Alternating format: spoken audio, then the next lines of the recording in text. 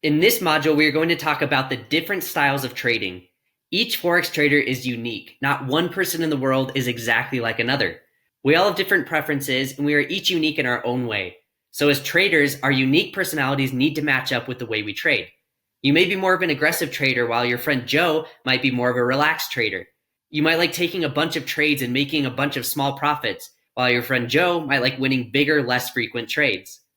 Joe may be willing to lose trades in order to make big returns, whereas you might prefer smaller returns but with less risk and less losses.